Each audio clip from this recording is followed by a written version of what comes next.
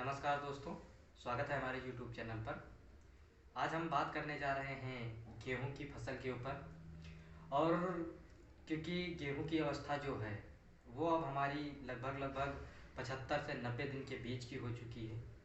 और इस अवस्था में पौधा हमें किस तरह का मिलना चाहिए और क्या होता है इस समय पौधे में, और साथ ही इस समय पौधे में हमारी क्या कमी हो सकती है और क्या हमें देना भी चाहिए, क्योंकि कहीं ना कहीं हमें उत्पादन की इच्छा जो होती है वो ज़्यादा से ज़्यादा मिले और बालियाँ जो होती हैं वो अधिक से अधिक लंबी बनी, और लंबी बनने के साथ साथ वज़नदार भी हैं, ताकि हमें अच्छा से अच्छा बेनिफिट मिल सके। तो अगर पौधे की बात करते हैं कि पौधा हमें किस अवस्था में दिख रहा है, अगर हम जो अवस्था आपको बताने जा रहे हैं, अगर इस अवस्था में आपको पौधा वो नहीं दिख रहा है तो आप समझ सकते हैं कि आपका उत्पादन कम या ज़्यादा हो सकता है।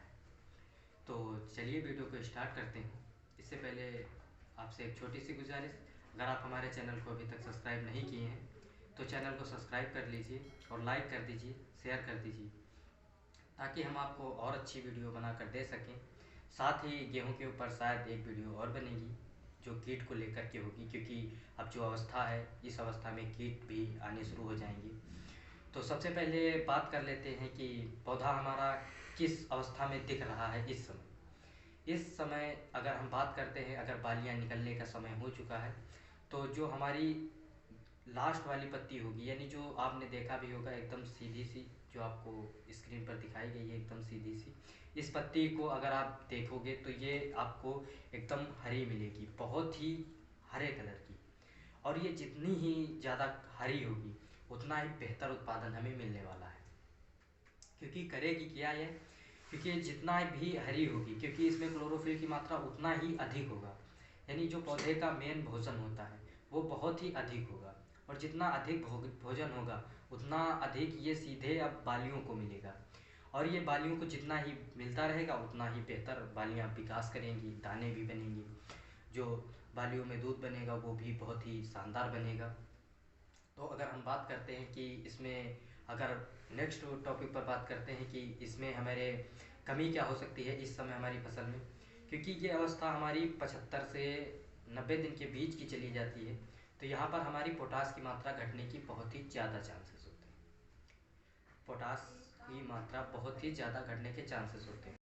अगर हम इसी के साथ अगले बिंदु पर बात करते हैं कि हमें बालियाँ जो हैं वो लंबी लानी है, यानी लंबी जो लानी है हमें बालियाँ, तो हम किस तरह से ला सकते हैं। और कमी हमने आपको बता दी है पोटास की, आपको बताएंगे किस फल में ये पूरा होगा, कैसे पूरा होगा। साथ ही बात करते हैं बालियाँ भी लंबी आ जाएं, तो उसी से हमारा काम थोड़ा थोड़ा बालियों का लंबाई का भी हो जाएगा। और मेन जो होता है, मेन जो बात है इस वीडियो के माध्यम से हम मैं आपको पहुंचाना चाह रहा हूँ, वो है केवल और केवल कि हमारा जो सीड है, यानी जो हमारा बीज है, जो हमें उत्पादन में फल मिल रहा है, वो हमारा वज़नदार हो। अब वज़नदार भी हमारा पोटास भी करता है, पोटास ही सबसे ज़्यादा रसीला काम करता है, क्योंकि दाने में जो दूध बनने की अवस्था है वहाँ पर भी पोटास की सबसे ज़्यादा आवश्यकता होती है। साथ ही साथ अगर बात करते हैं, अगर आपके पौधे में हमने जो बताया है पिछले में कि कितना हरा है, अगर आपको वो पर्याप्त मात्रा में है तो आप समझ सकते हैं कि आपको फास्फोरस की मात्रा नहीं देनी है, यानी आपको जो फास्फोरस पड़ता है, क्योंकि फास्फोरस भी हमारा दाने बनने के समय बहुत ही अहम रोल निभाता है। और बात करते हैं कि हम क्या कर सकते हैं, तो इसी के साथ हम थोड़ा आगे बढ़ते हैं और बात करते हैं अपने पीछे के, जो हमने पीछे आपको बताया है कि अगर हमारी पत्तियों पर क्या हरापन कितना है, कितनी लंबी है, कैसी है, कितनी चमकदार है, अगर उसके कारण आपको या उसके बावजूद अगर आपको ये दिख रहा है उसमें हल्का पीलापन दिख रहा है, तो आपको जो स्प्रे करना होता है वो आप 5234 का स्प्रे कर सकते हैं। वहाँ पर अगर निवारण में बात करते हैं तो 5234 यानी 05234 जो हमारी NPK आती है उसका स्प्रे कर सकते हैं। और साथ में चिलेटेड जिंक, यानी चिलेटेड जिंक हम अगर हम 1 एकड़ में अगर हम 100 लीटर पानी यूज़ कर रहे हैं तो 1 ग्राम 1 लीटर पानी में चिलेटेड जिंक हो जाएगी। और अगर बात करते हैं 1 kg 1 एकड़ में, हमारा जो 0 बावन 34 है उसका हमें स्प्रे करना होता है अगर हमारी फसल में पीलापन है तो, क्योंकि यहाँ पर होगा क्या कि जैसे ही हमारे खेत में जिंक जाएगी तो वो पत्ती को बहुत ही कलरफुल और बहुत ही शानदार बना देगी, बहुत ही अट्रैक्टिव बना देगी। और हमारी जो फास्फोरस की मात्रा है, फास्फोरस की मात्रा भी हमारी यहाँ से मिल जाएगी। और जो पोटास की मैंने कमी बताई है, क्योंकि इस अवस्था में कमी पोटास की हो जाती है, तो वो पोटास की मात्रा भी हमारी पूरी हो जाएगी वहाँ से।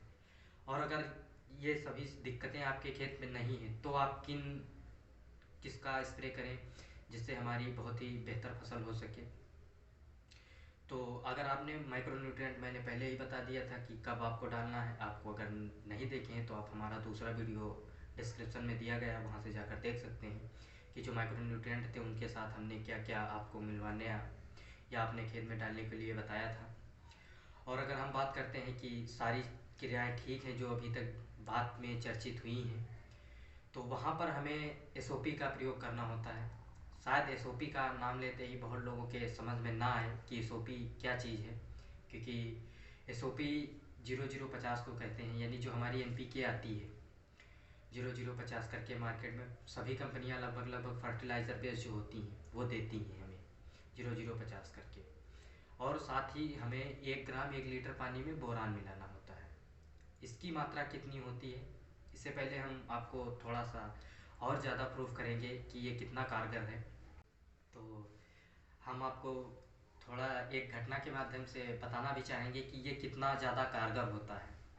हम ही नहीं, ये काफ़ी ज़्यादा लोगों को अलग अलग चैनलों पर बहुत सारे लोगों ने इसको बताया भी है। पर मेरे साथ जो एक छोटी सी इस विषय पर एक घटना घटी, शायद आज के 1 या 1.5 साल पहले, आप हमारी उम्र को अंदाज़ा लगा सकते हैं, शायद बहुत ज़्यादा होगी तो 20-22 साल।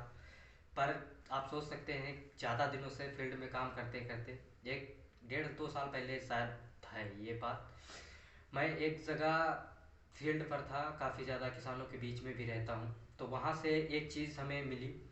आपस में बैठे हुए थे, ये शायद धान का सीज़न था, क्योंकि धान में भी इसी का प्रयोग किया जाता है। हमें अधिक से अधिक धान में जो खाली सीड रह जाते हैं या बहुत ही हल्के बचते हैं, उन्हें अलग अलग नामों से अलग अलग जगहों पर जाना जाता है। शायद उन्हें खाली कहना ही बेहतर होगा, क्योंकि सभी लोगों के लिए समझदारी की बात होगी।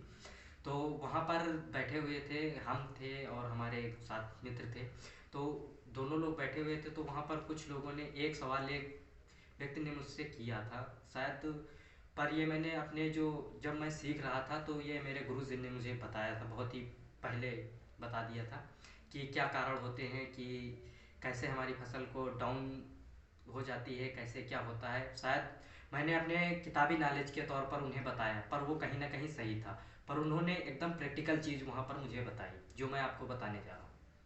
उन्होंने भी कहीं ना कहीं से सुना था, उन्होंने मुझे बताया। मैंने जब उनसे पूछा भी कि आपने धान के बारे में, जब उन्होंने पूछा तो मैंने बताया उन्हें कि आप यहाँ पर 0050 का स्प्रे कर सकते हैं, जिससे आपको धान में जो खाली सीड रह जाते हैं, जहाँ पर दूध मर जाते हैं, बहुत ही हल्के धान जो खाली वज़न में भी नहीं आते हैं, उनके लिए आप 0050 का कर देते हैं तो आपका उत्पादन बढ़ सकता है।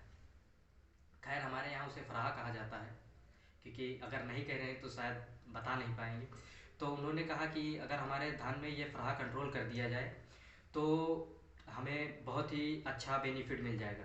क्योंकि हम वहाँ पर जो मेन खास बात कर रहे थे, तो उत्पादन को हम कैसे थोड़ा थोड़ा बढ़ा सकते हैं, इस टॉपिक पर हमारी बात हो रही थी वहाँ पर। तो उन्होंने कहा कि क्या हम यूज़ करें कि हमारा जो धान का फराहा है ये ख़त्म हो जाए और हमें अच्छे से अच्छा बेनिफिट मिल जाएगा। तो वहाँ पर मैंने जब उन्हें इस एसओपी के बारे में बताया, 0050 के बारे में बताया, तो उन्हें ताज्जुब हुआ। तो उन्होंने फिर मुझे थोड़ा उसके बारे में डिस्कशन किया, बहुत ज़्यादा पूछा, जांच हुई, 2-4 लोगों ने और भी बताया। तो मैंने उनसे एक सवाल किया कि आपको ये कैसे जानकारी मिली। तो उन्होंने मुझे बताया कि ये काफ़ी बार मैं यूज़ भी करता हूँ, हमेशा धान में भी वो करते हैं, गेहूँ में भी यही करते हैं। तो उस बेस पर मैं आज आपको इस वीडियो के माध्यम से बता पा रहा हूँ। शायद वहाँ वो किसान के माध्यम से, यानी लगभग उस गांव में हर एक कोई ना कोई ऐसा होता है जहाँ जो बहुत ही बेहतर जानकारी रखता है खेती के बारे में। अगर वहाँ से लोगों को, पर क्या है कि एक दूसरे के नफ़रत या ना बनने के कारण काफ़ी ज़्यादा गांव या आपस में नहीं बनती है, जिसके कारण लोग काफ़ी कम फ़ायदा उठा पाते हैं। इसलिए हमें बाहर से लोगों की ज़रूरत भी पड़ती है। तो यहाँ पर बात को यही ख़त्म कर देते हैं। और जो मेन बात है इसकी डोज की, अगर हम बात करते हैं तो हमें अगर अच्छी कंपनी का हम कोई ले रहे हैं, जैसे अगर हम कंपनी का नाम नहीं लेंगे पर अपने अपने समझ से आप ले सकते हैं, लगभग 1 एकड़ में आप 1 kg इसका प्रयोग कर सकते हैं। अगर आप 100 लीटर या 120 लीटर पानी में आप एक एकड़ में अपने खेत में पहुंचा रहे हैं तो 150 ग्राम आप बोरान ले सकते हैं। क्योंकि बोरान करेगा, क्योंकि ये जैसे ही बोरान जाएगा बहुत ही अट्रैक्टिव हमारी फसल को करेगा, तो जो परागण की क्रिया होगी वो बहुत ही शानदार भी होगी।